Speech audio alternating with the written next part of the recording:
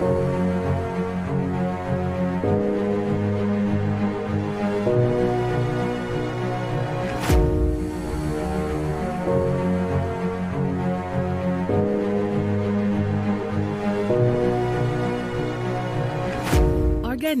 New York. Your exotic skin, hair, and beauty source, and your one-stop shop for all your natural and organic skin and hair care, featuring authentic organic Moroccan oil and prickly pear seed oil and much more. Bringing you only the best, straight from the source and proudly produced in the USA.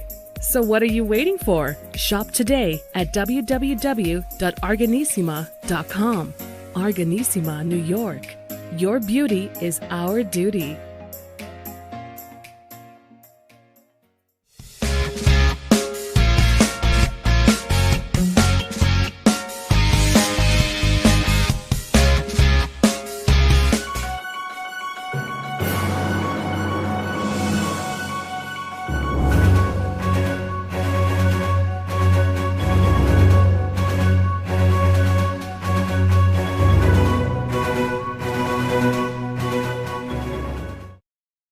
Folks, welcome back to the iHealth channel, the FinFab channel, iHealth Radio. We're your host, Hurricane Age. New day, new show, new topic, new guest. Our guest hails from Canada, and we were just joking about the weather out there. It's minus 20 degrees Celsius there, right? So it's pretty freezing out there. I'm not complaining. I mean, I can't complain. I mean, I have 37 degrees weather here, so in the Jersey side.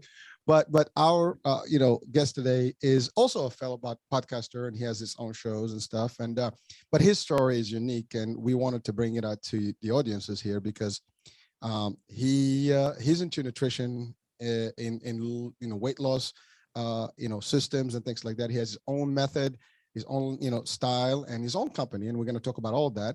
But he also has a unique story. And his story began a while back in a different country with something that is almost horrific. And we're going to learn about all that stuff and his journey and what got him to where we are today. So without any further ado, as always, I go a little crazy, but it's time. We have with us Jonathan Mclernon, and he will tell us a little bit about his story. So Jonathan, first of all, welcome to the show. Thank you for being with us. How are you doing? Thank you. I'm doing awesome, man. It's an absolute pleasure to be here. I wish the weather was as warm as my Zoom background makes it look. I was just going to say that. I mean, we talk about minus 20 degrees and you got a nice little palm tree behind you with some nice waves out there. I love those Caribbean looking, waves. Oh, there. Yeah. Man. You and I together, we can hop on in a cruise ship and head down there. Well, let's just do the show on a cruise ship instead, Hey, listen, I hold you to it. We can do a double podcast right from there. Yeah. Well, so I've had quite a varied background. I was a nanotechnology researcher at University of Victoria. I was a marine engineer for 6 years in the Navy. I've been a 4-time entrepreneur. I've had 2 businesses fail. I've been a globetrotting English teacher, a power line technician, and heavy equipment operator in the oil field. So I've done all these different things. And I look back and I'm like, oh my gosh, if you'd have told me 20 years ago, this is what my life was going to look like, I would have said, you're nuts. But it was about 10 years ago, I started traveling around the world with my wife. And when we were living in South Africa, I went through a traumatic experience, and I don't mind sharing about it. But in short, I was nearly beaten to death. The result of that was I was not equipped to deal with trauma. I don't know that anybody really is, truthfully, but I turned to food as my coping mechanism, not necessarily deliberately, but that was like the impulsive response. And so I'd say before that, I would have said that I thought anybody who was overweight was maybe lazy or undisciplined. But after I started having my own struggles, I became this binge eating food addict. I started to get an entirely different perspective on it. And then I find myself wading into this world of weight loss and diet culture. And, most of my life, I hadn't really struggled with my weight. And all of a sudden, I say all of a sudden, but it took place over probably a number of months. All of a sudden I'm 330 pounds. I'm like, what the heck happened? How did I get here? So it was, and now I've got to try and start losing weight. And where do you start, Wow. Well, Jonathan, first of all, thank you for sharing, the brief story there. But I want to just highlight a couple of things. Mm-hmm. Yeah. First of all, you said you lived in South Africa, which is a nice place, but unfortunately, your experience was a little bit tragic there because, it almost took your life. And you're right. No one can plan for that or expect it, and probably is prepared for it. If it happens for anyone listening, I mean, it should be, something not to be easy digested. Yes, absolutely. Right? It is not something that we woke up, but you know what? We live in a life that you never know. Today is one day, tomorrow you wake up and you never know what happens, right? But Yeah. first of all, we're glad to have you. We're glad to see you. Yeah, That I'm glad to be here, you know? Yes, sir. And you know what? That's a great thing. And you know, sometimes you look back, it happened. There's nothing you can do about it. Maybe now.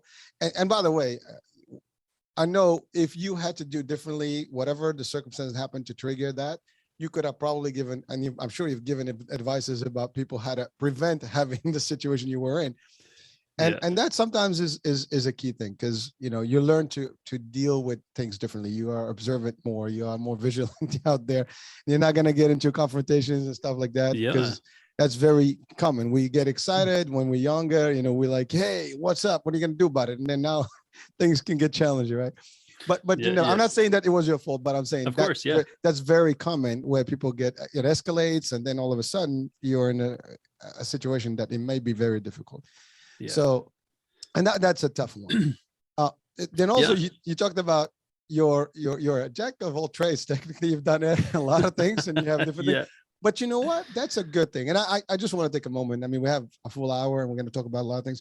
But you know, I know you also talk about businesses and all that, and the fact that you've mentioned a couple of businesses that you've lost. You know, most people sometimes don't even start one. Right. And you know what? But that's the thing. You know, if you don't start, you know, and fail, maybe you may not fail, but if you do, it's okay. You did the second one. It didn't, you know, stop you. Now you have your own again. Yeah. That's a good thing. And I think I just wanted to highlight that, because a lot of people listening in, sometimes they're like, hey, well, he's got a business. What's going on? Oh, he failed. Well, that's fine. That's fine. And you can take us to that story as well. Oh yeah. But you know, so let's talk about that actually before we get into the because I do want to focus a little bit more on the weight loss and the transition. Absolutely. 330 pounds is a lot. That is a lot of weight. I'm glad I don't weigh that anymore, to be fair. So let's talk about those things. Yeah. I mean, I had two businesses fail, and you know, you're right. A lot of people would get discouraged after the first one. But I think I'm a serial entrepreneur. I can't help it. So I have another two businesses that I'm running currently, and I have another one in development, because I think, you know, true entrepreneurs, we see a problem and we want to solve it. So we're like, well, here's how I'm going to solve it. I'm going to create a business to try and solve this problem, because that's really what business is. But failure can teach you a lot, and I don't think we should be necessarily afraid of it. You know, in one sense, what happened to me in South Africa, let's say it forced me to really look at life entirely differently. Like, I was 29 years old at the time, and I was very close to dying. And all of a sudden life looks a lot different than it did previously. And so maybe when we realize like how quickly life can be taken away from us, all these ideas we have around trying to play it safe, trying to be careful, trying to just, you know, toe the line and follow this, you know, standard path everybody goes down. It's like, you only get one kick at this. And so you might as well take a swing at the thing that you're passionate about. And most people you meet that have like a successful business, it wasn't just like they started a business and started making a bunch of money.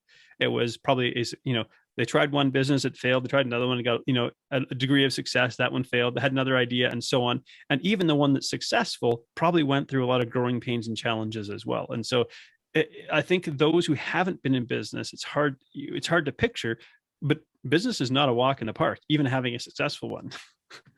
Well, no, thank you, John. And by the way, you're right. You know, it's an amazing discussion. I always enjoy this part because, first of all, people are scared of business, you know, without going into it. They're scared. They don't go into it because they don't think there's you know, an opportunity. They're scared of losing money. They're scared of the trial and all the stuff and whether it's going to work or not.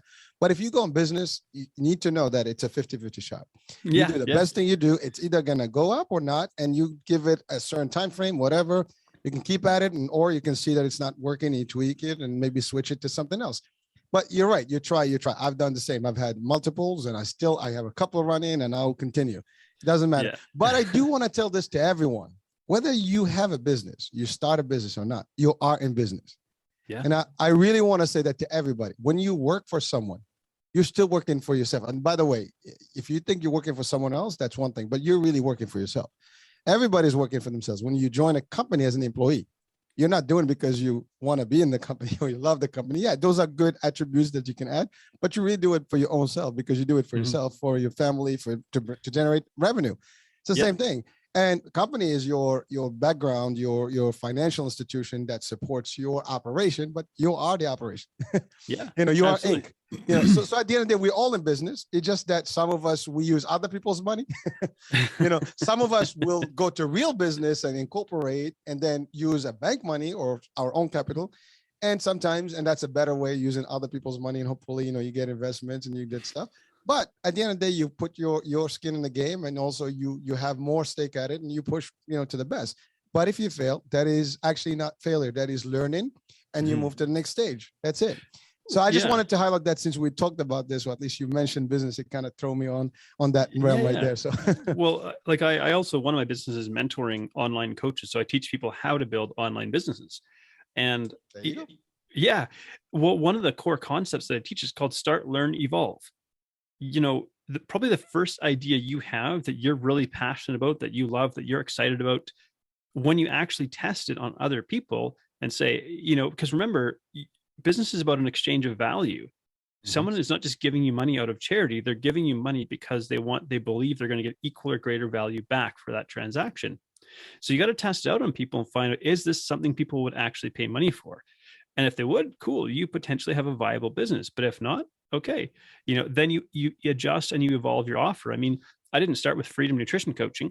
I started with as Coach John Mclernon. And I started with an Instagram page and a Facebook page, and just started posting information that was helping people, and put it out there. I said, hey, if you'd like me to help me more, I've built this program, and it was called 80 Days to Awesome. It was an 80-day program. And, I learned after running people through this program that it really wasn't long enough, that the type of work that I do, people needed more time in it. So it became Lifestyle 180, this 180-day program. And even that has evolved into what I do now, which I call like brain-driven weight loss. Really, we're working with people in an entirely different way and perspective when it comes to weight loss. But I wouldn't be here now if I hadn't started with, I have this idea that I want to, take my personal trainer certification and nutrition certification and pair them together and make some kind of lifestyle business that helps people. And over time, I would learn this works, this doesn't. People like this, people don't like this. People bought this, they didn't buy this. And you just keep making adjustments as you go. Well, yeah, I mean, John, first of all, I love the way you broke it down. And the fact that you coach these things also online, that's great. How to build a business online. And online is the new world. But it's funny you said something here about opportunities and building like a solution. Earlier you mentioned something about a solution for a problem. That is actually what every business is. People see an opportunity and something that may be utilized, and they put it together. They work towards it. I mean, we're talking through Zoom right now. Yeah, it's an idea about video conferencing, and Skype was one of the early ons. And they say, okay, we're gonna do something different, and they took it to the next level, right? I wish I invested in Zoom pre-pandemic. I know we wouldn't be doing the show now, would we? Yeah. I'm just kidding. we would. We'd still be doing it just out of pure passion. We do that now, right? So yeah. I mean, literally, but that's the key, right? It's a solution, right? Like I always say this, like people start business because they're going to make money, but it's also because there is a need for whatever service or product. There's always an exchange of value in forms of services or products, and in exchange you get a little bit of an income through it, right? Yeah, absolutely. And everybody wins. And so, well, money is just a medium. Money is just like a placeholder. It in itself does not have inherent value. It's somebody trades their time, their intellect, their expertise, and so on, and receives compensation, this medium, which we call money, and then they take that and then they give it to another person, right? In exchange for that person's time and expertise and products and so on and so forth. So, we often hear like you go into business to make money, and yes, that's kind of true, but I want to bring it back to, we go into business to solve a problem for people, and we want to solve a valuable problem, one that people are willing to pay. If I could just Google an answer and find an answer in 5 minutes or 5 seconds, I don't really have something that anybody would value. On the same token, in the world that I work in terms of weight loss nutrition coaching, you could Google a million meal plans that are free. I don't offer people meal plans. Why? Because they wouldn't value that from me. Instead, I offer them something they can't get from Google. It's not Googleable what I do. And so you want to think about, like, if you're, if we're talking business and business ideas, you want to think about something like that. You don't want to have a Googleable business idea. You want to have something that somebody hasn't offered or come up with before, or a new spin on something like that. I love it. And that's actually the right way to look at it. You're right.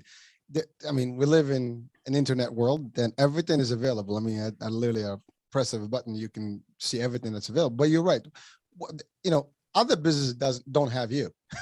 Yeah. Don't have your formula, your experience, your journey, the reason behind all the, so the passion that you have. They have different, I mean, there's different programs. I've had different guests that talk about nutrition, and they all have businesses that they support, but they all have their own twist, and each one of them is unique, and each one of them has an offering and a value to offer to the people watching or listening and or servicing.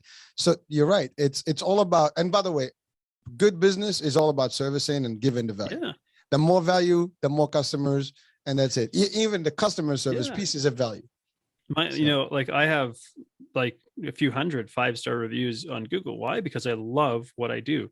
My clients, they see the passion that I have. And so maybe this is the other aspect of it. Now, it's one thing to say, chase your passion, but you know, your passion does need to be monetizable if you want to make a business out of it. Otherwise, it's a hobby. And so I recognize I have the privilege of taking something I'm very passionate about and I've turned it into a business. But in the same token, like my clients are incredibly satisfied because I recognize like they're the lifeblood of my business. They're not just handing me money on autopilot. Like I'm pouring my passion into them and working with them and empowering them and really helping them transform and change their lives. Well, but again, John, you said it earlier, you have an entrepreneurial type of personality. You're not afraid to fail, and you believe in what you do, and you definitely bring in value. So your passion is no longer a hobby, and you can convert that into monetization, which is okay. Yeah. There's nothing wrong with that. That's the other thing. People are afraid, like, dude, listen, you can make money helping other people. It's okay. There's nothing, no shame in the game.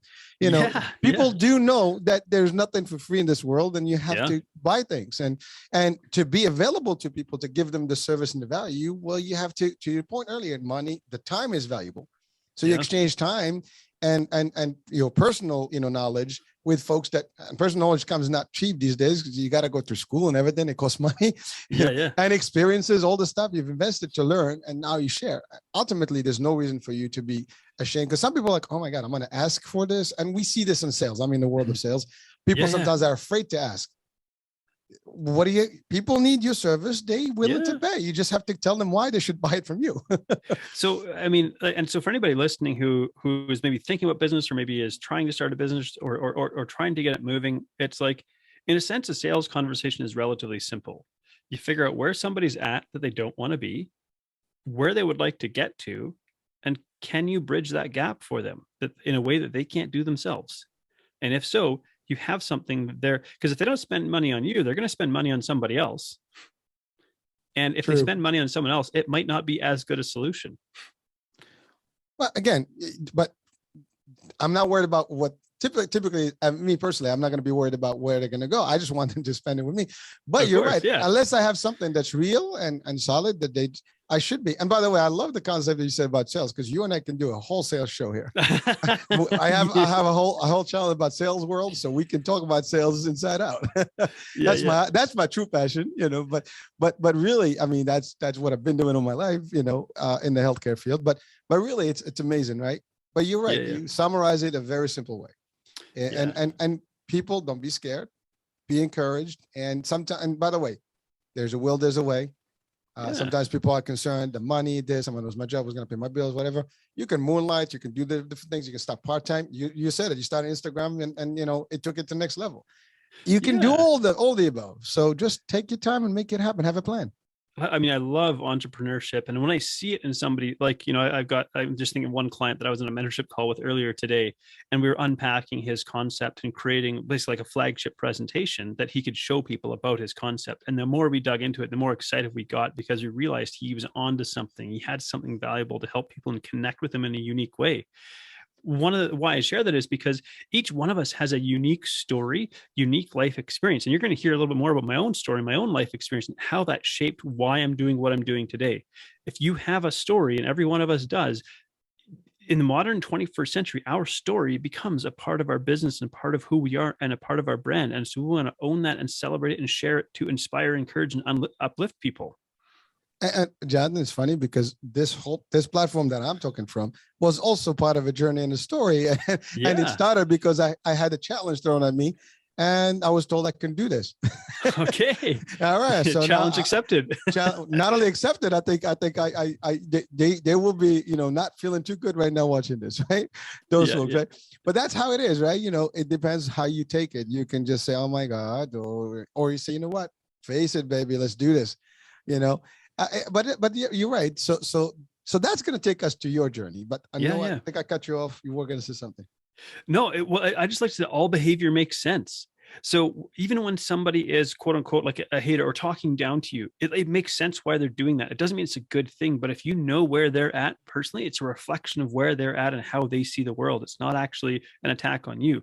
When somebody sees another person succeeding, they reflect on themselves and they go, what is my unrealized potential? What am I not doing with my life that person is doing? And I resent myself for not doing it, but I feel powerless to do something. So now I'm going to attack the other person instead and try and tear them down and bring them down to my level to make myself feel better.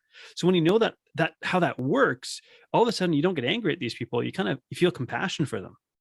And it's true. It's amazing. That's a big topic, and it's happening a lot more these days.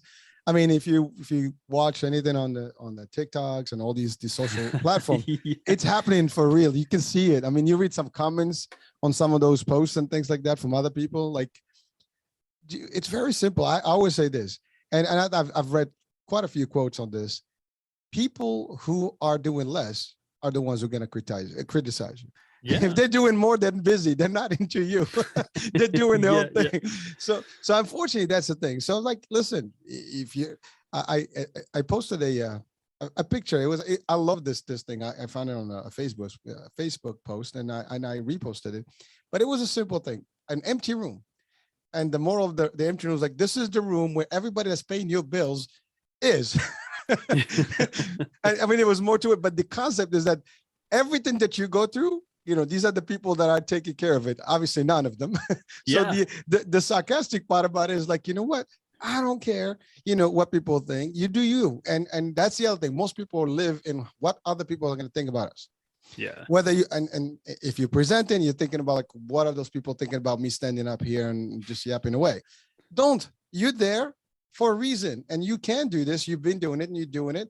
They're obviously watching you. Some can criticize. There's always someone that's going to sit in the crowd and then look at you like, wow. Yeah. And there's always someone that's going to be so hyper and excited and wants to like listen, and you can see them excited. So focus on those people, right? But it happens in everything. But it's a real, it is an existing concept. People are sometimes envious and sometimes jealous. And to your point is because they have not done it. Why didn't I think about this? Why did this cat think about it? Why not? Well, he didn't. That's it. Now you can do something about it. Do something better. I always say this: if you don't like what I do, just do better. Yeah. Do at least the same or do better, and I'll follow you, and I'll respect you. I don't have a problem. Yeah. But sometimes people criticize you for what? I'm doing something. The difference is there's doers and undoers. So where are you going to be, on this side and this side? That's all there is. At the end of the day, that's how it works. Yeah. So again, my concepts are a little kind of weird sometimes when I put them out. People are like, you're crazy. I'm not crazy. I'm just I got to a point in my life where I know that there are certain things that I don't care anymore. Like you said, you had that experience, near that experience type. I just had it to age. And I realized that, you know what, there's so much nonsense that I don't have to deal with. People get annoyed. Okay, whatever. You're not paying my bills. I'm cool with that. I'm doing me, so don't worry about it. Well, the great part about being who you are is you don't have to pretend. That's so nice. It's the world of social media has allowed us to create these personas that are like a projection of who we think the world wants us to be, or who we think the world wants to see us as. But there's so much value, so much power, so much autonomy in being who we are. And you know what? Not everyone's going to love you. And that's you stand for something if people don't love you. Those who then become fans of who you are become passionate followers and appreciate you for the kind of person that you are when you have a strength of character. And so it's like we say, you do you. Be the person that you are instead of who you think people want you to be. It's a lot easier. I think that's a great advice, and I live by it, and so do you. And actually, that's your signature, and that's the thing. You have to be unique, have your own personality, your own pitch. Like some people, and we do the podcasts and the shows, and people say, well, you got a different spin on your way. I do it different. It's a dialogue. We have a chat, and we're having fun. And really, but in the meantime, we're, projecting good insights to enlighten other people and maybe open their eyes to something new. And it's different. It's not like just, an interview, which is like boring, one question and the answer, and okay, close-ended questions, moving to the next one. And we can tap into different topics within the same We're having discussion. a conversation here. We're bouncing back and forth. I didn't think I'd be chatting so much about business, but it's also a passion of mine, because it's a way to create a ripple effect. The reason I mentor other people in the realm that I work in, people would look at that and go, you're literally creating your competition. I'm like, no, there's enough people out there that need help that I can't help all of them myself. And so one of the ways that I can create a ripple effect is to mentor other people and help them do what they want to do better. By the way, there's nothing wrong with that. As a matter of fact, I always say this too. You can help people be just as good or better. And actually, by the way, a true leader, if you talking about leadership now, because that is part of leadership, you design and develop other leaders just like you. And that's okay. They're not competition. When you're afraid that people are going to compete against you because you're going to teach them, then you have some sort of a sense of you're not sure about yourself and your potential. Absolutely. You never have to feel that way. You're good at what you are, and people that actually even exceed you, if you teach them, you did a good job. You still get credit for it, and you should be proud of that. The student becomes the teacher. Yeah. And there's nothing wrong with that. I have no problem. I have no reason to fear anybody and by the way, knowledge is to be given, and that's it. And by the way, I know we didn't take off on the business side, but it just seemed to be a passionate, discussion. So we keep it, but really it all relates to this. And now we talk about your story. So near-death experience. Yeah. Boom. You see a whole new world. Now you convert into yourself in a little bit, and you just kind of like, okay, so I went down a journey kind of through hell, though, I'll say. Oh boy. Because like trauma, a lot of people don't understand trauma, but once you've been through it, it's like my brain is permanently altered in a sense. And so I had to go, like, we have to process this experience, but our brain is trying to keep us safe. So one of the things my brain would do was it would relive the incident and say, if I knew this, I would have done this.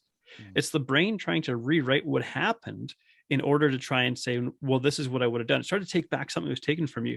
Ultimately, like the first step for me to kind of move beyond or break free from that experience was to actually forgive the people who did it to me.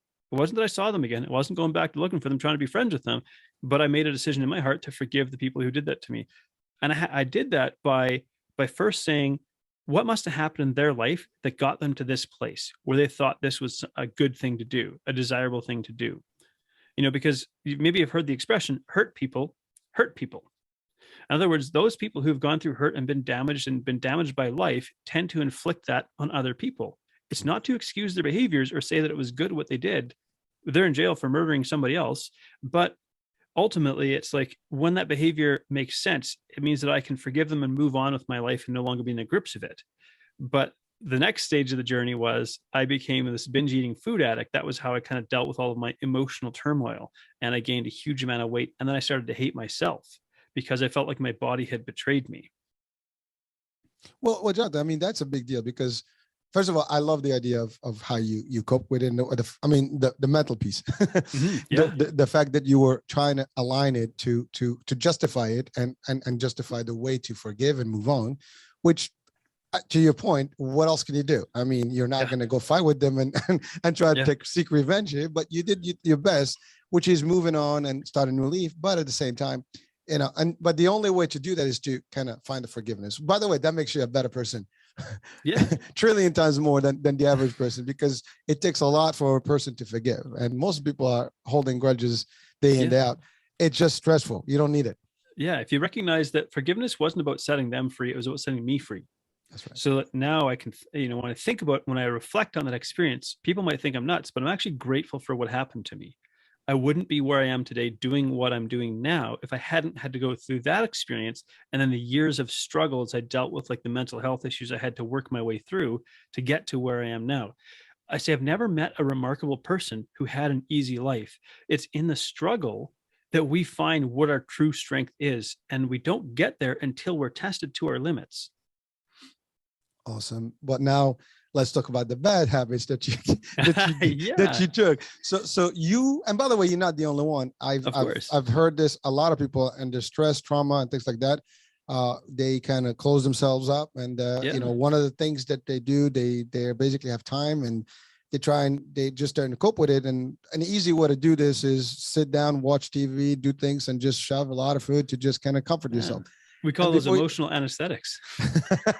and it's funny because it's easy to actually chow on things, and then before you know it, the weight is just literally accumulating fast. And that's the thing. Gaining weight takes no time compared to losing it. Yeah. So we have a famine biology, and we live in a feast world. So biologically speaking, our bodies are made to store fat. And it's the whole reason human beings still live on this planet is because we can store fat. It means we can eat food when there's an abundance, eat extra amounts of food, and store the fat for later when we don't have food. The problem is, in North America and most Western and first world countries, we have a constant feast. There is no famine coming. And so all we're doing is storing. And our biology is hardwired to have us look for food and to eat the calorie dense food and to get fat for the famines, but there's no famine coming. And so it's like our biology has been hijacked by the modern world. And that's one of the challenges that we face in trying to, and this is why I talk about what I call brain-driven weight loss. It's like working with our brain the way our brain works, as opposed to how we wish it did or think it does. Well, Jonathan, you hit on very valuable points here. One of them being, in the society that we live in today, food is abundant. Yeah. By the way, not on Earth. There are countries that are literally that have very little, food available, access to food, or good food. Politics. Exactly. We have a lot of, extra food sometimes in these countries, but we also became a culture of food and just like hoarding food. Look at the pandemic. You go to supermarkets like a tornado. Hurricane hit. Yeah. Like hurricane went through there. Exactly. These things, you can't find food. People fight for things, right? And that's because people are thinking survival, but sometimes long term, but just having all that stuff doesn't mean anything. If you know how to survive with the right quantities of food, you can probably ration your stuff and live longer and things like that.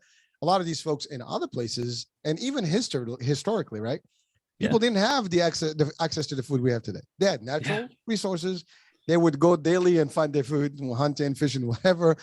Even in the market, it's all fresh daily stuff. But now we have these humongous, things that you can buy and you can store, in a place. And also, we have a new culture, which is the snack culture. Oh, man. You're munching on things that you don't even need. You don't even know what's the ingredients. You just have those things.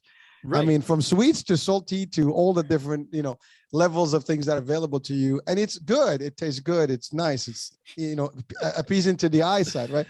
But it's very easy to destroy ourselves. And that's where today's society, we have this obesity problem. We have all these things. Also, technology, as we've talked about in the various shows, is not helping. A lot of people are chilling home. There's no more. Well, when you think again about how our brain works, so our primal animal brain, what we want to do is we want to be safe, warm, fed, and comfortable. That's what we want. And we've done it. We now have all the food in the world. Essentially, we can eat. We produce enough food in North America to feed every single human being 4,000 plus calories per day. Well, that's enough to make the entire population obese. We literally are throwing food away because we have so much of it.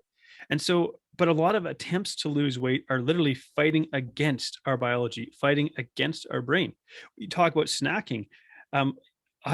It's not that I don't ever snack, but recognize this: there's no biological purpose or imperative to snacking. It's literally, I feel a little bit uncomfortable, and so I'm going to make that discomfort go away. And it's weakening us in a sense. I don't mean to I don't want to sound like I'm too masculine in one sense, but it's making us weaker. This whole idea that I can't tolerate any discomfort.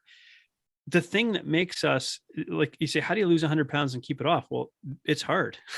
It's hard because the thing is, a fat cell is a gift that keeps on giving. So I have all the fat cells in my body that I had when I was 330 pounds. They're empty and they've been shrunken, but they're still there. And the moment I start eating like an undisciplined toddler again, I start filling those fat cells back up again. So every day I have to contemplate these things and make decisions that line up with my values and my goals. So why I share this is because a lot of people, I think, get discouraged by how difficult it is to lose weight and keep it off. And it's made more difficult, not because somehow we lack motivation, we lack willpower, things like that, but we live in a world that literally drives us to not move because our famine biology wants us to conserve energy. Hey, if I can push buttons on my phone and food gets delivered, I don't have to move, I live another day. That's our biology. And so you have to kind of become educated and aware. This is what I'm up against. All of this stuff, my primal brain loves. Problem is, long term, it's terrible for us. Well, we just have to adjust a little bit differently. We have to behave differently. I think the behavior part is the key, and we have to almost learn how to operate in this world in a better way, which sometimes, unless you face it, you don't realize it. And that's the other thing, it creeps up on you. Yeah. You know, most of the people don't realize that they're gaining weight until it's what the hell just happened. Yeah. Well, so our brain is this really marvelous like computer in a sense. And the way that I like to think about it is this, because one of the, so like I said, I mentioned this term brain driven weight loss. And what I mean by that, the brain is where all of our behaviors originate. It's where they come from. And so a lot of efforts to lose weight focus on external restriction. I'm going to put you in a straitjacket. I'm going to tie you. I could tie you to a tree and starve you and you'd lose weight. But the moment I untie you, if your brain hasn't changed, you're going to go back to your old behaviors that made you overweight. That's what's going to happen. So we have to work with the brain, the way your brain works, if we want to succeed. So right now, if you're struggling with your weight, you probably have a bunch of automatic subconscious behaviors that you don't even think about. You walk into the kitchen, you open the fridge, you stare, just looking for something, and you don't even realize you're doing it. So we have to bring those behaviors into our conscious awareness. And then on the same token, we have to take a healthy behavior, a healthy habit, and repeat that behavior enough times that it becomes the new automatic behavior. And that's one of the ways that we talk about working with your brain, the way your brain works.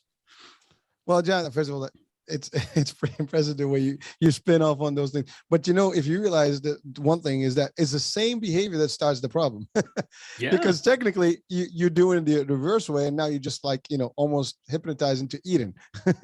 And you just do more of it, and it's good, you know, it's comforting for a minute. Yeah. But then all of a sudden you're like, you can do, and that's like, it has a reverse, like almost an adverse reaction. As you gain weight, you have reluctancies, you know, such as, you know, you can't get up and do exercise because now the exercise is difficult. Your knees are hurting. It aches. Everything's like, hips, So now it's almost like it has its own phenomena whereby now the more you gain weight, the least you're going to be active. And therefore it causes more of the weight gain. And now you're in this vicious cycle and you can't get out of it. And that's a problem. That's one. So I talk with my clients about uncovering what we call an emotionally compelling reason. So this is a really important piece if you want to lose weight. So I'll give you an example. I still have the brain of a binge eating food addict. In other words, the things that happen to me when I'm traumatized, those urges and those impulses are still there. And they probably are for the rest of my life. In the same way that an alcoholic probably has to abstain from alcohol for the rest of their life. Now, I can't abstain from food, obviously, but I have to live with this realization that my relationship with food is different than someone who's never struggled with food addiction. Mm-hmm. And so I call it making peace with my biological reality in a sense. And so some of us, it's like, hey, the biological hand you got dealt, well, hey, maybe it isn't fair. Maybe it isn't ideal. But when you kind of make peace with that and go, this is my reality. So now let's just say I walk into Costco. Let's go back to this emotionally compelling reason. I walk into Costco, this big warehouse store that sells giant servings of everything, you know, and back pre-pandemic, they used to give you samples of everything to get you to buy more food. They do now. Yeah, right. So you walk past, let's say I walk past this big old bag of potato chips, Maui sweet onion. It's this purple bag and it's colorful. And I just look at that bag and my brain goes, damn, I'd like to eat that entire bag of chips while watching Netflix, doing nothing, right? I would love that. My brain would just be in bliss. But I realized if I start doing that, I become obese again. Now, I have a son, and he's 9 months old. This little fella loves to move. And I think to myself, I don't want to be a sideline dad. In other words, I don't want to have to sit on the couch and go, hey, Bubba, I'm sorry I can't come play with you because I can't get down on the ground. And if I do, I can't get up. And literally watch my son's life pass me by. I want to be physically present. I get on the floor with him. I wrestle with him. I play with him. We tickle. He loves that sort of physical interaction. And so my love for my son is stronger than my desire to, say, binge on those potato chips. So we have to recognize it's not coming from a logical part of our brain. It's coming from an emotional part of our brain, which is much more powerful. We act on emotion and justify with logic. Well, John, I love the way you used the concept or the example of your son. You see, you use it also a tactic here. It's a strategy. Yeah. You know, you're making sure that your brain understands that you have a purpose. You know, so you're substituting your addiction with something that's better, which is the love of your son and the activity of your son. And that's a good technique that people should apply. Like, what would be the substitute? You know, and find something that's gonna give you the motivation not to do that. And I think that helps, right? And it could be just, I want to look good. I want to, you know, for someone who's not married, maybe I want to date. I don't know. Someone's married. You want to date? You want to get more action? You want to, you know, you want to get back at your jealous ex? Like, whatever it is, you find that something in you, and I don't care what it is, but whatever it is, it makes you want to be. So to lose weight is uncomfortable, right? But so I use the example of my son and say, like, for example, when I'm like tickling him or something, or blowing raspberries on his belly, and he starts giggling. That is like the greatest thing. And if you've never experienced like a baby giggling in your arms, there is like nothing better in the world. Like, there's no food in the world that can compare with how it feels. So you're exactly right. In a sense, instead of trying to go cold turkey and just ignore the whatever it is my brain's looking for, I find it somewhere else. And also, it means that when I say no to, say, binge eating on pizza or something like that, I'm saying no because I'm saying yes to something bigger and more important to me. Well, they're excellent. And there's a few things that people can look into. I mean, the first one that those are, you had something to look forward to, right? Yeah. And you're right.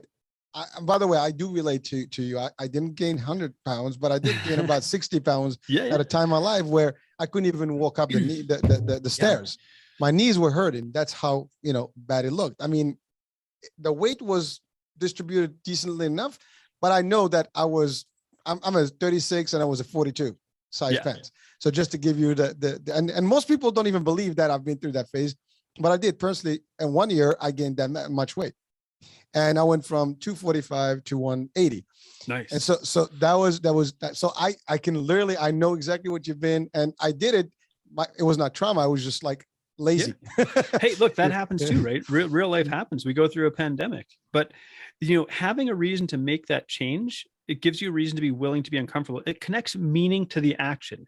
So for example, saying no to like extra beers and wings with the boys, for example, well, if there's a meaning behind that, it's you're willing to do it. But if there's no meaning behind it and it's just like, well, this is uncomfortable, well, you're going to say, screw this, and you're going to go and do it anyways, because you have no reason not to. And so that's why, so you really have to connect to that reason inside of you, why you want this. Because when you do, that's what's going to help you get through those difficult times. Well, you touch on discipline, right? That's a big deal. You have to, it's going to be hard for everyone. Yeah. I mean, and it's hard. Even when you work out, let's say, and I've been actually doing all that and all, but you know what, while you're doing this, you still have to observe what you're eating. You're right. You hang out and, you know, it's a nice little, like at work, we go to these dinners and luncheons, and most people are getting a lot of stuff, and you got this small plate with a few things in it, and they look at you like, what's up with you? Hey, listen, I'm watching my waistline. Yeah, because I like having a smaller waistline. Well, I don't want to change my wardrobe, right? Yeah, there you go. That's a problem. Like, imagine like your weight goes up and down. Now you have to go shopping again. that costs money. There's a lot of stuff, right? And that's the other thing. I use that also. Personally, I use that. Like, I do not want to keep changing my wardrobe. I mean, I buy the same size. I don't want to buy extra size because that means I have to fit my clothes. That means that's an actual motivation for me to stay where I am. And sometimes it's hard, but you have to find a way to work your brains to do what you need to do. And it's not hard. Sometimes you have to also align yourself with people that will motivate you. Yeah. And not the other way. If you hang out with everybody that just likes to chill and drink and eat, well, there's a good chance you're going to get very easily persuaded. You become kind of like what's the word? Like amalgamation of the 5 people you're closest to. That's it. You become them. I mean, you're part of it. I mean, that's what it is, right? It's your environment, entourage. And likely in the same way happens if you hang out with people that have fitness and diet, and they know they observe it. Now that could be also bad. Some people are extreme in both sides. Oh, sure. Of course. Yeah. but at the end of the day, you need to know that balance. Yeah. And here's another thing. If you want to work with your brain the way that your brain works, think about the environment you create as well. So I'll go back to my Costco example. Well, let's say that my wife, one time, she bought this bag of, there's like, 3-pound or 4-pound bag, how big Costco bags are, of M&Ms, like peanut family M&Ms. size. Yeah. Family size in air quotes. Yeah. So she buys this giant bag of peanut M&Ms. And part of my brain is lighting up like a Christmas tree, like a kid in a candy store being like, oh, I want to demolish that entire bag. Now, if I was to put that bag on the counter or pour those M&Ms into a bowl and put them on the counter, every time I walk past, I'm going to grab a fistful of M&Ms. Why? Because they're there. And so instead, what I do is I take it and I put it in the bottom of my pantry and I put a bag of flour and a jar of pickles in front of it and I shut the door. If I want to get to those M&Ms, I know I have to get down on my hands and knees to get down to that bottom shelf and move those things out of the way. And then, so I do sometimes eat them, but I have to work for it. And that means I have to consciously think, do I want to do this? And so the people who appear to have the best willpower are the ones who don't test it. It's because I could put it on the counter. I could walk past 100 times and 99 times in a row, I say no. And you think, oh my gosh, you have 99% successful willpower. That one time you break down and you give in, you think my willpower's failed or I have no willpower. It's like, no, you just tested 100 times when if you just put it out of sight, you don't have to test it 100 times a day. And I call it don't run on a sprained ankle. Like if something is a problem for you, just like you wouldn't say to an alcoholic, keep a 6-pack in the fridge, make your life easier for you. Yeah, you have out of sight, out of mind, right? Yeah. But also, I mean, it's the idea of if you see something all the time and it's in front of you, you're gonna probably touch it. If it's not there, it's not gonna be there. But you're right, like you eliminate the risk by removing it. Period. And now, and I had a situation similar for my kids. They used to like to crunch on things. I mean, they're teenagers now. So at a point in their life, they were just like, they love snacks. So I actually stopped buying snacks, period. Yeah. No snacks. Dad, you don't buy anything in the house. Well, you want the healthy stuff? We have the healthy stuff, but none of that junk. Yeah. Every now and then, you buy a couple of, bags of chips, whatever, and they go through them quickly. And that's the thing. Like the more you have, they're just going to keep doing. That's the other thing. And again, you're right about those sizes. You start a bag, it's over. You start here. By the time you finish the movie, it's no more bag and you get another one, right? Oh, and by the way, we see this in the movies, too. Oh, yeah. The giant tubs of popcorn, they're like industrial sized buckets of popcorn. Like it's literally, you could probably feed 4 people with it. But you eat the entire thing because your mind is now tuned out because you're tuning into the movie. Well, I want to that's funny because you said that because this is a true story and it's a joke. Yeah. So I go to the movies before the pandemic. I was like an addict. I was every Friday we had date nights. That's what we went. Hey, having date nights is a good thing, man. Yeah. Well, so I mean, the movies was a good place. Dinner and movie that was the traditional way. But here's the thing. So I go into this place, right, and I order a kids meal. So everybody's looking at me like everybody's going buckets. I'm getting the kids meal, which is a small little bag with a small drink, and that's it. And I walk. Yeah. So for me, I'm servicing my craving to have a little bit of popcorn, but I am limiting myself to the excess. So, and I know that little thing is not going to do much because I've done my exercise, whatever. So it helps. Sure, so again, you can still enjoy the things, but you have to plan things. You have to work a system that can help you. Absolutely. And here's what I would say is like, eat it a little more slowly. Like you want to make that last the whole movie. You got a smaller container. Like my wife is like, the world champ at like eating an ice cream slowly. It used to drive me nuts because I was like a binge eater. So I would just gulp food down and she is sitting here slowly savoring it and enjoying it like one lick at a time. So yeah, you get that smaller portion and you want to make it last longer, eat it a little bit slower. And so here's the issue that I kind of have with snacking. You were given that example. You buy the chips, your kids, they disappear real quick. And so because I think every time we go to eat something, we open the door to overeating. And so the more times you open that door in a day, the more likely you are to overeat overall. This is not to say don't have treats. So here's my rule of thumb around treats. And you can take it, you don't have to use this, but here's one that works for me. Let's say I want to eat some chocolate. I will put that chocolate at the end of a meal instead of between a meal as a snack. Here's why. Now I've eaten a meal. It's got protein, vegetables, carbohydrates, a healthy meal. It's nourished me. I feel full. Now when I go to eat that chocolate, I'm not eating chocolate to satisfy my hunger. So I'm not going to overeat. I've already met my body's need for nourishment. So now I'm only eating the chocolate purely to enjoy it. So now I'm going to enjoy it. And I don't have to overeat it because I'm not eating it to satisfy my hunger. Well, that's an excellent opportunity there, people to just realize that you're right. Because when there's another thing, like I eat, I don't drink a lot of food while I eat. Mm-hmm. And then, I don't drink water, a lot of water while I eat. So I wait until once I eat, I drink water, right? And as I drink water, I have enough, between the food stuff, so my stomach is decent. So like you feel like you don't need anything else, right? Yeah. I mean, then to your point, if you have that extra dessert, you're not gonna go crazy in a big slice or anything. You're gonna get a little sample, you taste it, you get those buds, happy, and you're out of there, right? And that's the thing. On the flip side, if you do eat snacks and you're hungry, you're just gonna keep eating because you want to feel the stomach, and feel that I'm not hungry anymore. But now you're taking thousands of calories in a very small quantity of stuff that is not serving you well, and then you're still hungry. Now you're gonna catch up with some real meal, and now you double your calorie counts for the day. So these are things that are common, and people know these things. Do you in Canada we have a donut chain called Tim Hortons, and some of them have come into the US. Love those. Okay, so they have Timbits, which are like the donut holes, right? The little donut balls. So you can order like a 10-pack of Timbits, or you can order a 50-pack of Timbits.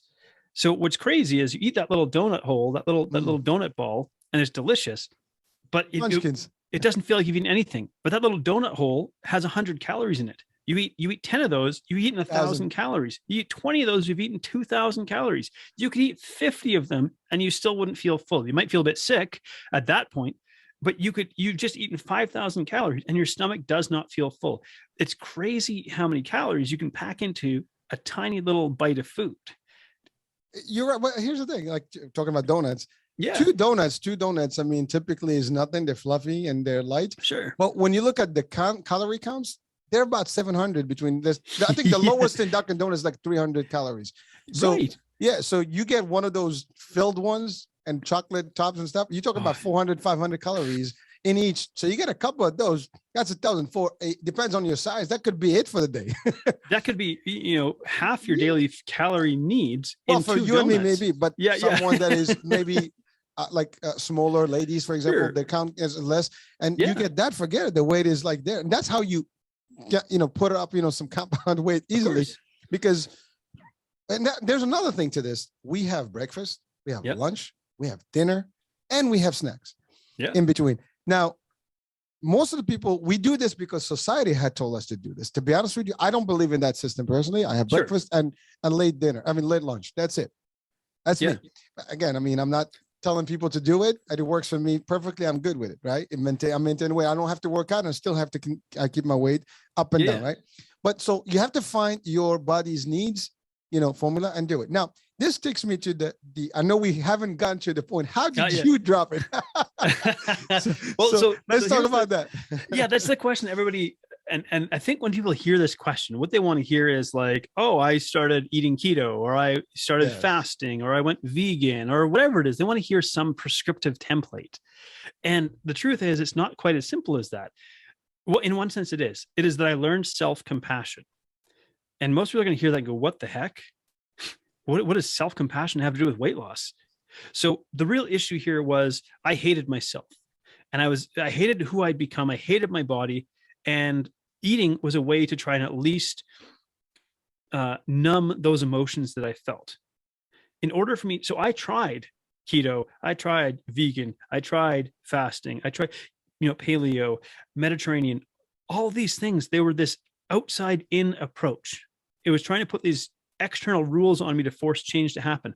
The real change that had to happen was on the inside, this inside out approach, focusing on my mindset, my identity, my habits, my beliefs, all these things. As they changed, then my external behaviors changed. And as my external behaviors changed, then the weight loss started to happen for good. Because I joke that I've lost like 600 pounds because I've lost and gained weight so many times over.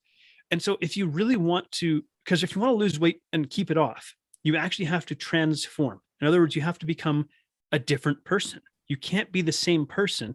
So a diet tells you, I'm going to put you in a straitjacket, say for 3 months. When you achieve the weight loss, we're going to take the straitjacket off and you're still the same person you were before. You're going to gain all the weight back and more, except now you just wasted a bunch of time. And so when we accept that, we actually have to become a better version of ourselves if we want to lose weight and keep it off. And that's what we call it, transformation. And so that really, it's probably not the most satisfying answer, because it would be easier to say, oh, I cut out sugar or whatever it is. But the truth is I had to do the internal work. And that's why I do what I do now with my nutrition coaching. Well, yeah, thank you for sharing that. I mean, it's a big concept, and people, you're right. I mean, listen, diets work, but they all have different purposes and their timeframes. The question is, are they consistent, and how long can you maintain them? I mean, that's the key. Most people eventually give up, their diet protocols. And so when you do, the next thing that your body does is like revert back to a culture that there probably was before. And then you wind up gaining weight and beyond that. And then it's the same. So it's yo-yo. Like I had a show about, yo-yo diets, right? Yeah. Go up and down. And it's very common. So we're not putting down any diet format. I mean, to each his own, it works. They all work. But you have to understand your personality, your body, and have a contingency plan to when that program ends. What are you going to do? Like if your diet has an expiry date, so do your results. In other words, if you only are going to because why I take a stand against like diets as a kind of a rule of thumb is a diet says I'm going to temporarily change my behavior to get a permanent result, and that's not possible. So for example, I've created this program that's called Lifestyle 180. It's this 180-day program. And so instead of like the strict food rules, the restrictive meal plans, the expensive supplement regimes, and so on, that's unnaturally trying to force weight loss to happen. And then, I bump into like so much like terrible coaching, there's judgment, there's shame, there's coercion, all this kind of stuff. So I said, we need a different approach. Remember we were talking business earlier on. You have to come at a problem in a different way. And so when I created Lifestyle 180, I said, I want to connect three things: the science of metabolism, because that matters, the actual physiology, but the psychology of behavior change, because we have to understand how our brain works and where our behaviors come from, and then the compassion of human connection. So human beings are herd creatures. We talked about, you become the sum of the 5 people you're closest to.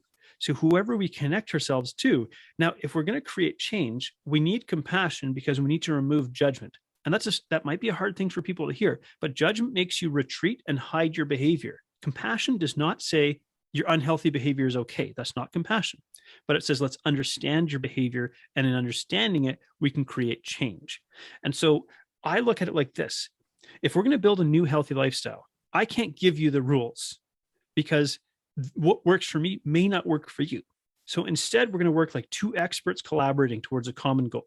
So I bring my expertise in nutrition and change psychology, but you bring your expertise in yourself, your life experience, your personality, and so on. And together, I'll give you a principle and say, okay, we're going to try and implement this into your life. Here's a starting point. As you try to make this happen, you're going to figure out where it works, where it doesn't, where your triggers are. From there, we adjust. Ultimately, what you're doing is I'm empowering you to shape your own lifestyle. So at the end of the time that we've worked together, instead of me walking away and you collapsing and falling into old habits, because you have actively played a role in creating your healthy lifestyle, it now sticks. And that's, I think, I haven't heard of anybody else taking an approach like this. And by the way, I love it because you know what? It is not a cookie cutter. Mm-hmm. It is adaptable. Yeah. And it kind of touches on a lot of things. And one of the key elements you just mentioned that I think people have to be aware of is very simply metabolism. People are different. Their bodies are different. Their anatomy is different. It depends on your gender, your age, many things, your culture, your lifestyle, a lot of things impact why and how your body operates. And so it's not for everyone the same way. So we can all have a concept that's similar, but you have to adjust it accordingly. And that's the other thing. Do not expect someone who is maybe in the 20s and 30s to behave the same way as someone in the 50s or the 40s or even the 60s. Your body is not the same. My body is transformed over 5 decades, and I can tell you. Well, I was thinking you're in your 30s. Oh, I'll take 21. 21 is better. Yeah. Let's go have fun. We gotta celebrate. But it's all in the mind, right? Yeah. But that's the thing. But you have to. You do realize that. I mean, like I literally, I had a joke last Friday. I was working out. And I popped one of those like on my calf muscle. It just popped up. Something popped up. Ooh. And it was cruel. I mean, if it would have been on a video or TikTok, whatever, it would have been viral. I mean, literally, I jumped, I fell. It was just nasty, but it was fun. My wife was laughing.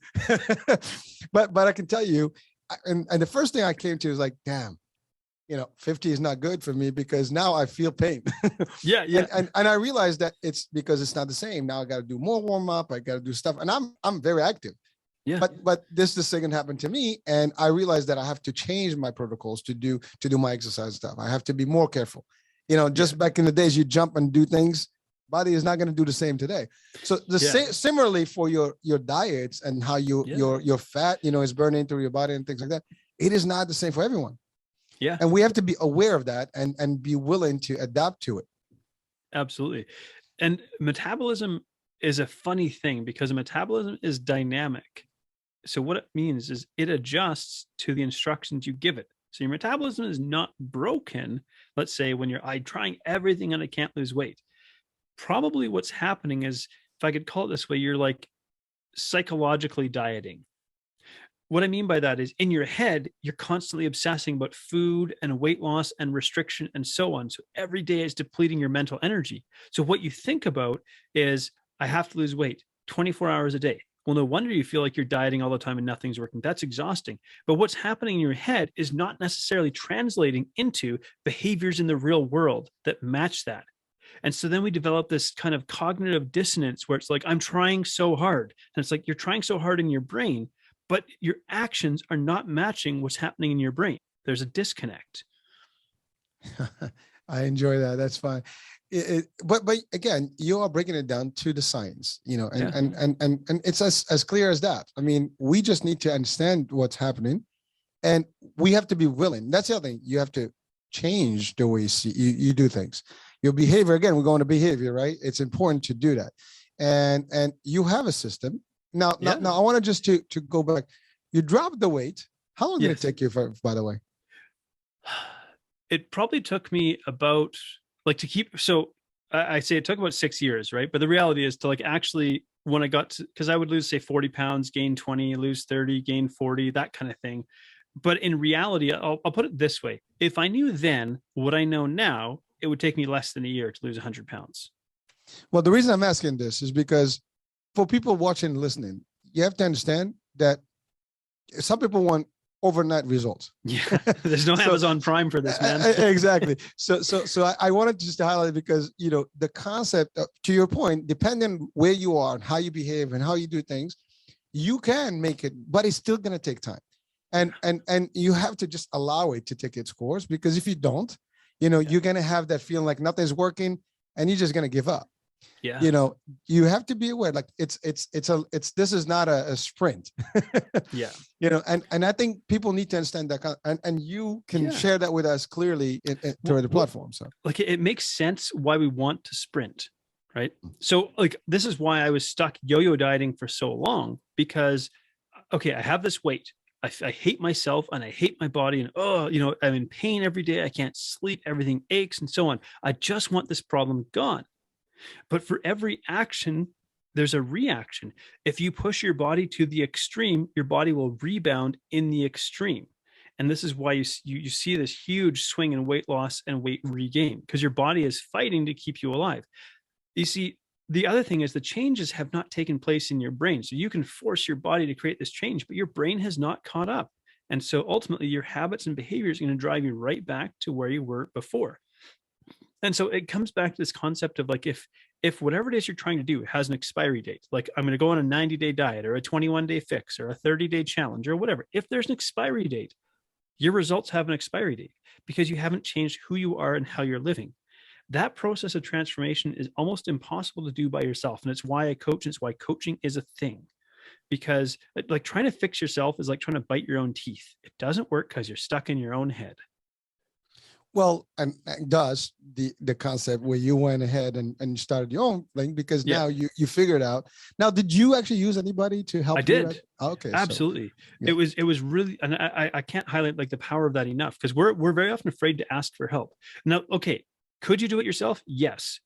If I tried to do it, and I tried hiring coaches, I tried doing it myself. It wasn't until I met a coach that really connected with me the way that I needed to be connected with, that it went click. Right. If I'd kept trying to do it by myself, by process of painful trial and error, I probably would have eventually fought and scrapped and clawed and got my way here. But when you hire a coach, you dramatically shorten the process. It's like, I say to my clients, I'm a tour guide, I'm not a Sherpa. In other words, I can't carry your backpack for you. I can't take all your problems, magically solve them, and hand them back to you. That's very disempowering, right? That's not, you did not grow and change from that experience. But I take you on this journey. And because you go on this journey with me and you're not alone in this journey, your brain is willing to go through that change. But if you feel alone in this journey, your brain will self-sabotage and retreat back to where it feels safe and secure. And that's the old familiar habits and behavior patterns that are keeping you stuck. So first of all, I love your analogies. I'm a tour guide. Not sure, but we're just basically simply, listen. I can take you to the water, but you take the holes to the water, but they have to. You can't make them drink. Same concept, right? They have to earn that. They have to feel it, right? And but the concept of selecting a coach here, right? That's a key. And I think a lot of people sometimes there are a lot of options. Yeah. You have to do your research. You have to figure it out. People who have been there, who know, who experience it. I think that's really, what it is. And that's where we're here today. So we're exposing your services to the world. And here's what I would say is not everybody that applies to work with me that's not a guarantee that I'm going to work with you. The reason I get fantastic results with my clients is because I work with clients I know I can help. If I know that I can't help you, if you have a problem that's outside of my area of expertise, if, I have the textbook knowledge, let's say, for example, you want to prepare for a photo shoot, you want to look, paper thin skin, you want to look shredded, oiled, ripped, whatever. I could help you get there, but it's not what I do. I have the textbook knowledge to get you there, but really I would say, no, you do not want to hire me. You want to hire somebody else who that's what they specialize in and that's what they do. For me, it's like, if you've tried losing weight like more than once, if you've lost and regained weight, if you feel like you're never going to lose weight again, if you feel like you're stuck and you can't seem to break free, you can't get out of your own head, you say things like, I know what to do, but I can't seem to do it. You want to have a conversation with me because I think I will be able to change your entire perspective on all of this. Well, I'm sure you do your assessments and you discover, the person's behavior, goals, targets, and all that. But it's important because the concept that you're talking about is there are people that, like we said, by the way, I appreciate the way you said, because that is true business and salesmanship and also pure customer service. Yeah. Because the fact is, not every customer is right for you and you're not right. And so like we say, there's a product for everyone and there's everyone for every product. I would just get frustrated if I'm working with, or what if you're a pro athlete or a power lifter or something like that? Like, those are not the kind of people that I want to work with. I bet you're great people. I'd probably enjoy having a beer with you, but you're not the kind of person that I'm best suited to work with. And so you now I will say this though. When I was trying to get help, I didn't know what I needed. And so I kind of had to go through this process of, I tried this coach and it didn't work. I tried this coach and it didn't work, and so on. Elimination process. Right. You might have that experience where not every client that even starts with me necessarily, some of my clients have been with me 2-3 years. Other clients, they might stay for a month or two and go, hey, you know what? This isn't quite the right time or the right fit. And I will do my best to point them in the direction of somebody else who is a better fit for them. And, that works from a business standpoint. That works in my favor too, because let's just say I can't help somebody, but I point in the direction of a coach that helps. You're still helping them. Yeah. The coach is happy because I help them find another client. The client is happy because they're getting that life-changing transformation. Like, this is why we do this. They're going to remember me, and they're going to meet somebody else who would actually be a good fit. And they're going to say, hey, you know what? You should talk to this guy. And believe it or not, those are principles I actually teach in sales and when we do training.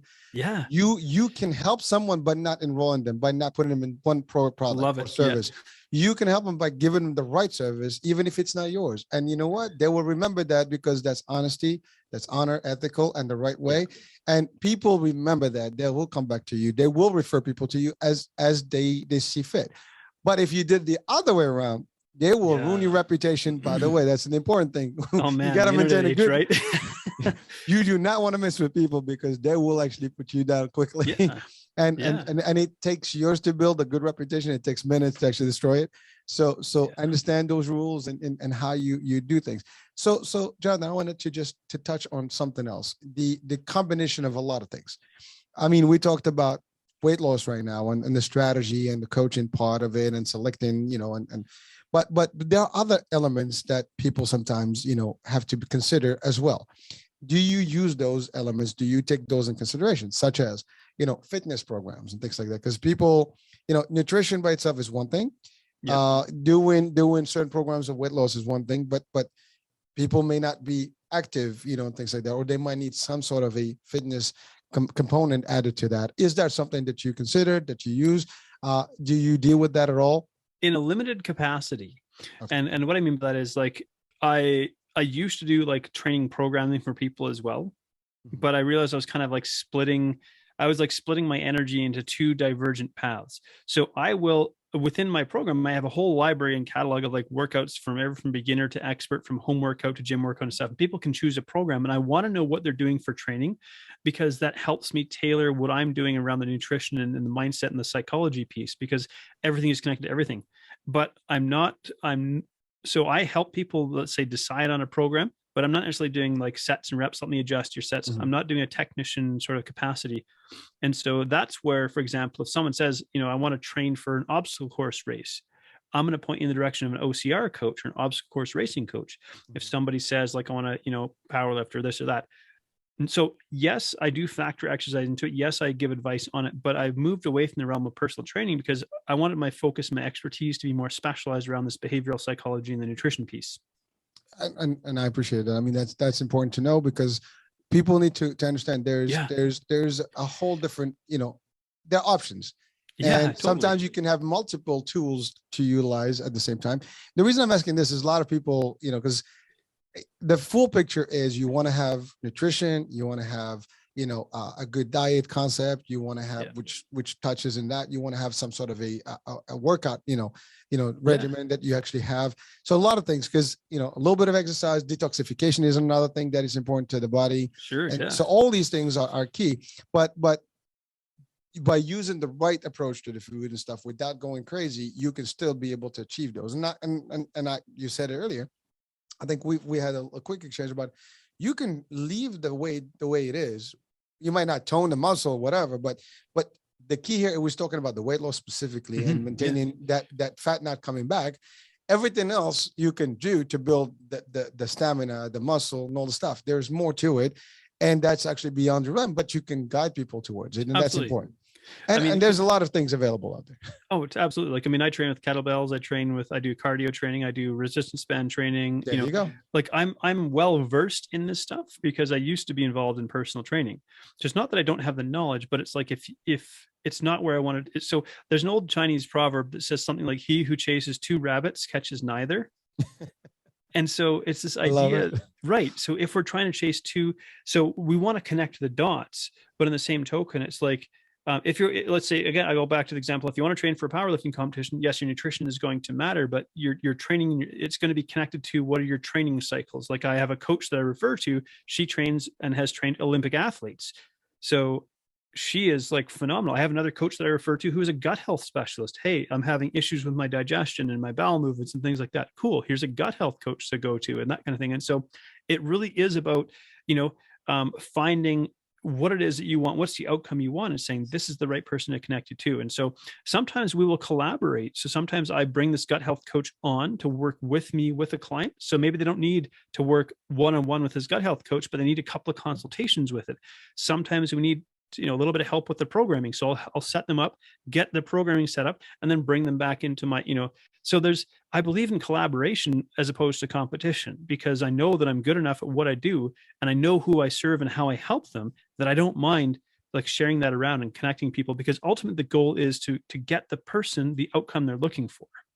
And by the way, that is, again, top notch, because that's the right way to do it. You're limiting yourself to what you want to focus on, and you do not mind sharing, and helping people other and collaborating and partnering with other people to help, your clients. And that's actually great. So now I know you feel great. You've been feeling good. You've changed your own life, and now you've changed a lot of people's lives. Now, in the last 2 years, the pandemic hit. Well, 2 years ago it started, and it's still around to a degree. Now, have you seen any spikes and challenges throughout that time frame? With people, because a lot of people were home. Yeah. talking about, eating crazy and things like that. So was there any impact, or was it good? I mean, I'm sure it's good for business, but Yeah.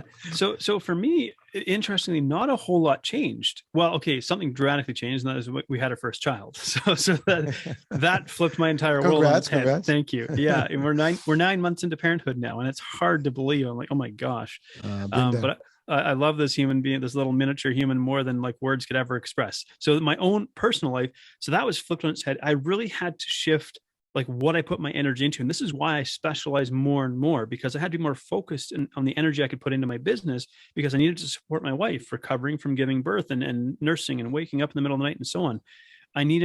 So I had to manage my energy better. So in that sense, yes, I would say I had to become a little more thoughtful about it. I knew at about month 6 or 7, when I started producing my own podcast, that my energy was coming back. I was starting to get a little more sleepy, starting to sleep a bit more regularly. We're kind of into a rhythm of being parents now.